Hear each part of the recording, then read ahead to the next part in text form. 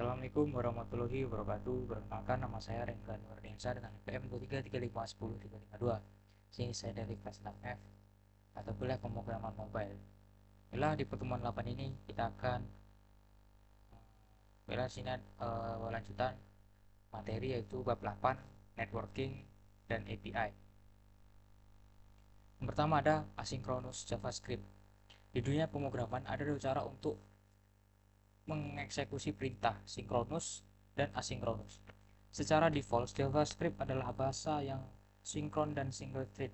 Artinya, ia hanya bisa melakukan satu hal dalam satu waktu, seperti kasir di minimarket yang melayani pelanggan satu persatu. Jika kasir tersebut harus memasak mie instan untuk salah satu pelanggan dan menunggu 3 menit sampai matang sebelum melayani pelanggan berikutnya, antrian akan mengular panjang dan semua orang akan marah. Dalam konteks aplikasi ini disebut UI freeze atau aplikasi macet total saat sedang mengambil data dari server. Asynchronous JavaScript bekerja seperti memesan pizza di restoran. Kamu datang ke kasir, memesan pizza, mendapatkan nomor antrian, dan kemudian kamu bebas duduk atau ngobrol main HP sambil menunggu pizza itu dipanggang di dapur atau server. Kamu tidak berdiri mematung di depan kasir sampai pizza matang. Ketika pizza selesai, pelayan akan memanggil nomor antrianmu, promise resolved, dan mengantarkan pizza tersebut ke mejamu. Mekanisme dapur terpisah ini memungkinkan aplikasi React Native untuk tetap responsif melayani interaksi pengguna seperti scroll atau tap, sementara proses pengambilan data yang berat sedang berlangsung di latar belakang. Konsep teknis di balik dapur ini adalah event loop. JavaScript mendelegasikan tugas buat berat seperti network request ke sistem, operasi atau browser API, lalu melanjutkan eksekusi kepada kode garis berikutnya tanpa menunggu. Ketika tugas berat itu selesai, hasilnya dimasukkan ke dalam antrian tugas teks queue. Event loop terus-menerus memantau apakah main thread sudah kosong. Kalau iya, ambil tugas dari antrian dan jalankan. Inilah mengapa konsol log A diikuti set timeout. Konsol log B akan mencetak A lalu B, baru kemudian hasil set timeout meskipun waktunya 0 detik. Kedua ada fetch versus Axios, the native versus the specialist. Ketika kamu ingin melakukan panggilan HTTP atau HTTP request, kita dihadapkan pada dua pilihan populer: menggunakan fetch API bawaan atau menginstal pustaka pihak ketiga seperti Axios. Fetch adalah standar website modern yang sudah terbiasa langsung di lingkungan JavaScript React Native tanpa perlu instalasi apapun. Kelebihannya jelas, ringan, tidak menambah ukuran aplikasi, dan didukung secara natif. Untuk operasi get sederhana seperti mengambil daftar artikel berita, fetch sudah lebih dari cukup. Kamu tinggal panggil fetch URL lalu parse hasilnya menjadi JSON dan respond.json. Kesederhanaan ini membuat fetch menjadi pilihan favorit untuk proyek-proyek kecil atau tutorial pemula. Namun, fetch memiliki beberapa perilaku unik yang sering menjebak pemula, terutama dalam penanganan error secara default. Fetch tidak menganggap respon error dari server 404.phone atau 500 internal server error sebagai kegagalan. Fetch hanya akan gagal jika koneksi jaringan benar-benar putus, artinya blockage. Kamu tidak akan menangkap error 404. Kamu harus mengecek property response OK secara manual di dalam block try dan melempar error sendiri jika status bukan 200 atau 299. Ini menambah boilerplate kode yang harus ditulis ulang-ulang di setiap panggilan API. Di sisi lain, Axios adalah spesialis yang datang dengan baterai lengkap. Axios secara otomatis mengubah data responsif menjadi JSON, jadi tidak perlu .json. Dan yang paling penting, ia otomatis melempar error atau throw jika status respon di luar jangkauan 2xx. Ini membuat aluran penanganan error jauh lebih konsisten dan dapat diprediksi. Selain itu, Axios memiliki fitur interceptor yang memungkinkan kita membuat setiap request atau respon sebelum diproses oleh komponen. Fitur ini sangat berguna untuk menyuntikkan token autentikasi secara otomatis ke setiap header request atau menangani error token expired secara global dengan meredirect user ke halaman login. Axios ini juga unggul dalam fitur-fitur canggih lainnya seperti timeout atau membatalkan request dan pembatalan request atau cancellation menggunakan abort controller yang terintegrasi lebih rapi dalam aplikasi mobile di mana koneksi internet sering tidak stabil. Kemampuan untuk mengatur timeout sangat krusial hingga pengguna tidak terjebak ke dalam loading abadi. Meskipun Axios menambah sedikit ukuran aplikasi, fitur kemudahan penggunaan dan ditawarkan seringkali sepadan dengan biayanya, terutama untuk aplikasi skala produksi yang kompleks. Yang ketiga ada side effect, use effect, the synchronization portal. Komponen REC pada dasarnya adalah fungsi murni yang tugas utamanya adalah mengubah data atau props menjadi tampilan UI. Namun, pengambilan data dari server adalah operasi kotor yang disebut side effect atau efek samping, karena ia berinteraksi dengan dunia luar dan tidak sinkron dengan siklus render rate. Kita tidak boleh menaruh kode fetch langsung di dalam tubuh komponen utama, karena itu akan memicu request berulang kali setiap milidetik saat komponen dirender ulang. Untuk menangani operasi bahaya ini dengan aman, REC menyediakan hook khusus bernama use effect. Use effect bertindak sebagai portal yang memungkinkan kita menyinkronkan komponen kita dengan sistem eksternal atau seperti API use server. Hook ini menerima dua argumen seperti fungsi efek dan sebuah array dependency. Array dependency ini adalah kunci sakti yang memberitahu REC kapan efek tersebut harus dijalankan. Jadi, jika kita memberi array kosong, itu berarti jalan efek ini hanya satu kali. Saat komponen pertama kali muncul, atau mount, ini adalah pola standar untuk mengambil data awal halaman. Mirip dengan komponen did mount di REC klasik zaman dulu. Tantangan lain dalam menggunakan use effect untuk data fetching adalah masalah race condition. Bayangkan skenario ini, yaitu pengguna mengklik tombol profil A, lalu dengan cepat mengklik profil B, request untuk A dikirim, lalu request untuk B dikirim. Karena kondisi jaringan tidak menentu, bisa jadi respon B untuk datang duluan, karena kemudian respon A datang belakangan. Akibatnya, UI menampilkan profil B, tapi tiba-tiba ditimpa oleh data profil A yang terlambat sampai. UI menampilkan profil B, tapi datanya profil A. Untuk mengatasi ini, kita perlu menggunakan fitur clean up function di use effect untuk membatalkan request sebelumnya jika komponen sudah berubah, atau di unmount, memastikan hanya data di request terakhir yang relevan yang ditampilkan. Selain itu, karena fungsi di dalam efek use effect tidak boleh berupa fungsi asing secara langsung, karena use effect mengharapkan return bagi fungsi clean up, bukan promise. Kita harus menggunakan trik kecil. Kita mendefinisikan fungsi asinkronus terpisah di dalam use effect, lalu memanggilnya secara pola use effect.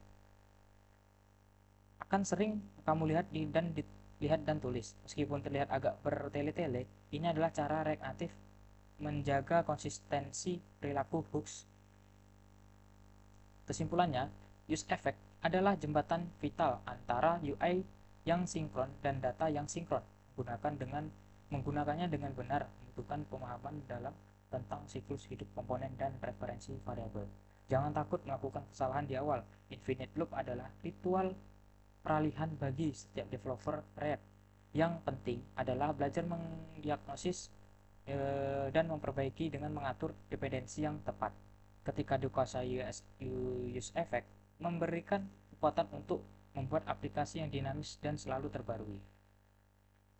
Yang keempat ada server state management atau enterprise stack query.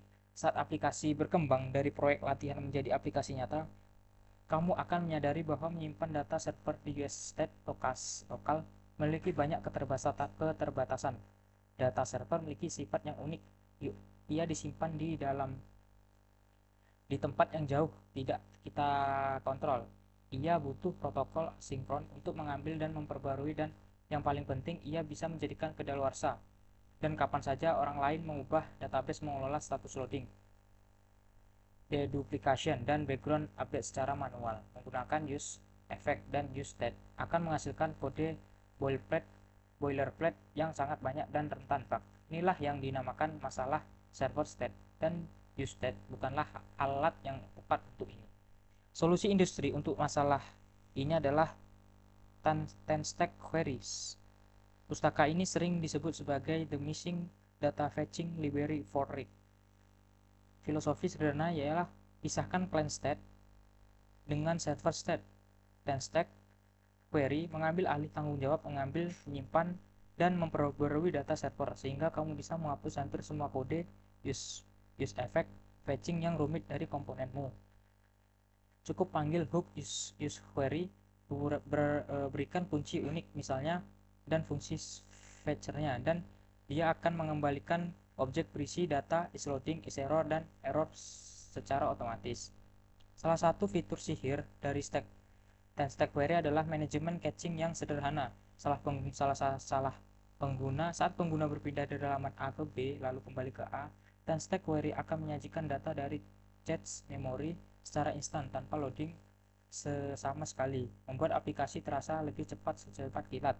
Di latar belakang, ia akan melakukan background prefect untuk mengecek apakah ada data baru di server. Jika ada, ia akan memperbarui UI secara diam-diam. Strategi style well revalidate ini memberikan pengalaman terbaik pengguna. Instan seperti aplikasi offline, tapi akurat seperti aplikasi online. Kamu tidak perlu pusing memikirkan kapan harus menyimpan data ke variabel global. Pustaka ini mengurusnya untukmu. 10-stack query juga menangani masalah deduplication dengan elegan. Jika kamu memiliki 3 komponen berbeda di layar yang sama, semuanya membutuhkan data profil user. 10-stack query akan menyatukan ketiga permintaan tersebut menjadi satu request jaringan saja. Ini sangat menghemat bandwidth pengguna dan beban server. Tanpa pustaka ini, ketiga komponen tersebut memungkinkan akan memicu 3 request terpisah yang mubazir. Efisiensi jaringan tersebut adalah kunci performa aplikasi mobile, terutama di negara dengan koneksi internet yang mahal atau lambat. Mengadopsi 10-stack query memang membutuhkan perubahan pola pikir. Kamu tidak lagi memerintahkan aplikasi yang tidak mengambil data atau fetch, melainkan mendeklarasikan kebutuhan data atau use query. Kamu menyerahkan kendali kapan data diambil pada pustaka. Yang kelima ada handling network status atau the UX of user friendly. Berbeda dengan aplikasi yang berjalan di server lokal, aplikasi mobile hidup dan di lingkungan yang ketidakpastian. Koneksi bisa cepat 4G atau 5G, lambat edge atau mati offline saat masuk lift atau terowongan. Aplikasi yang baik bukan hanya yang bekerja kondisi sempurna, tapi yang gagal dengan anggun atau fail gracefully saat kondisi buruk. Oleh karena itu, menangani berbagai status jaringan, loading, error, empty, offline adalah bagian integral dan desain antarmuka, bukan sekedar renungan setelah coding selesai. Status pertama adalah loading state. Hindari menampilkan layar putih atau kosong saat data diambil server, karena pengguna akan mengira aplikasi macet. Solusi paling dasar adalah menampilkan indikator putar, tetapi standar modern lebih menyukai skeleton loading. Skeleton adalah kerangka abu-abu yang berkedip halus menyerupai tata letak konten asli yang tidak muncul. Ini memberikan persepsi bahwa aplikasi lebih cepat dan memberikan petunjuk visual tentang apa yang akan dilihat pengguna, mengurangi kejutan kata layout atau layout shift saat data tiba-tiba muncul.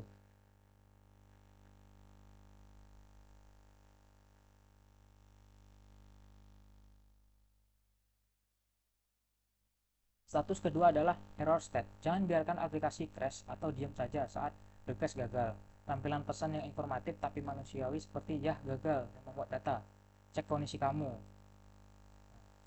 Lalu, kesalahan jaringan sering kali bersifat sementara, memberikan pengguna kontrol untuk mencoba lagi memberdayakan mereka dan mengurangi frustasi. Komponen error boundaries direct biasanya digunakan untuk menangkap error yang tidak terduga di level komponen dan menampilkan UI cadangan atau fallback UI agar sebuah aplikasi tidak mati total. Status ketiga yaitu ada empty state atau kondisi data kosong.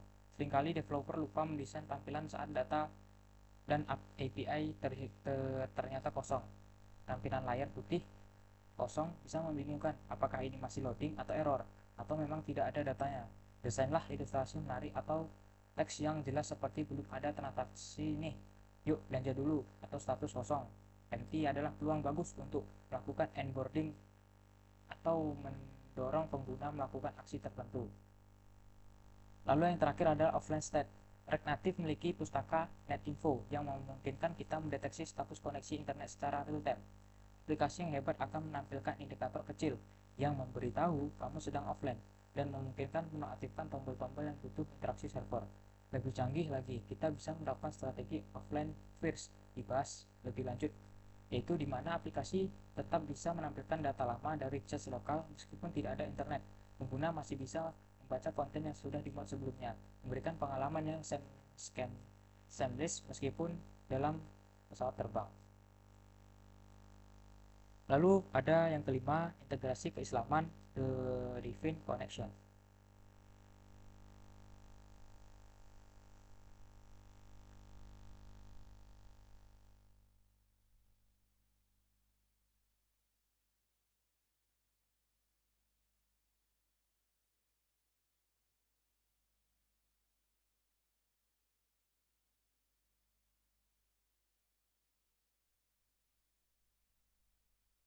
Dalam bab 8 kita mempelajari bagaimana aplikasi menjadi hidup ketika terhubung ke internet yang offline seringkali terbatas fungsinya. Namun begitu ia memanggil API, ia mendapat akses ke data, kecerdasan yang tak terbatas. Mekanisme teknis inilah metafora yang kuat untuk hubungan spiritual manusia dengan penciptanya.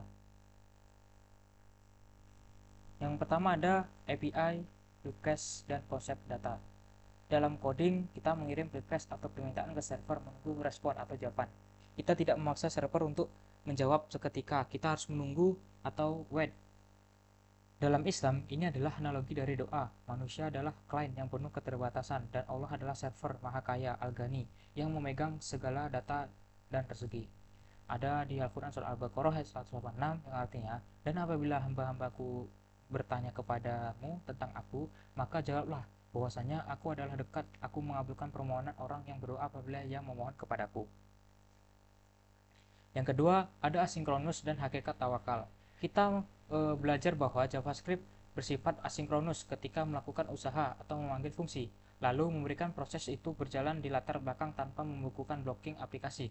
Saat mempercayakan hasil pada promise, ini adalah cerminan dari tawakal. Seorang muslim wajib berikhtiar mengirim request usaha terbaik, namun setelah usaha dilakukan, ia harus menyerahkan hasilnya kepada Allah. Ada di Al-Quran surat Al-Imran ayat 159 yang artinya, kemudian apabila kamu telah membulatkan tekad, maka bertawakallah kepada Allah. Yang ketiga ada error handling atau husnuzon, prasangka baik. Terkadang API mengembalikan error 500 atau server error atau network error. Aplikasi yang baik tidak akan crash atau marah-marah, melainkan menangani error tersebut dengan elegan, graceful handling, dan mencoba lagi atau retry. Jika sikap ini mengajarkan kita tentang husnuzon atau berprasangka baik saat menghadapi kegagalan. Ketika keinginan kita tidak terpenuhi atau musibah datang, error respon, kita tidak boleh putus asa atau crash. Terdapat di Al-Quran surat Al-Baqarah ayat 216, boleh jadi kamu membenci sesuatu padahal ia amat baik bagimu, dan boleh jadi pula kamu menyukai sesuatu padahal ia amat buruk bagimu. Seorang developer muslim memandang error bukan sebagai kegagalan akhir, melainkan sebagai informasi yang memperbaiki diri atau debugging, atau tanda untuk menjalankan jalan lain yang diridhoi Allah. Selalu sediakan blok catch dalam coding dan dalam hati, agar iman kita tidak unhandled exception. Di rangkuman kita tadi sudah belajar rangkumannya. Yang pertama ada asinkronus JavaScript, yaitu JavaScript secara default bekerja satu atau single thread, di mana antifreeze operasi jaringan wajib dilakukan secara asinkronus di latar belakang agar UI tidak macet atau freeze. Lalu async atau await, standar modern yang membuat kode async terbaca dan seperti kode biasa, menggantikan then yang membingungkan. Yang kedua ada fetch atau axios, bawaan spesialis, dua alat utama untuk memanggil API. Yang pertama ada Fetch API, ringan, gratis, dan bawaannya natif, cocok untuk aplikasi sederhana, tapi penanganannya error manual. Lalu ada Axios, pustaka baterai lengkap, otomatis mengubah JSON dan menangani error status, dan punya fitur interceptor agar secara timeout, pilihan terbaik untuk aplikasi secara produksi. Yang ketiga ada UseEffect Portal Synchrons.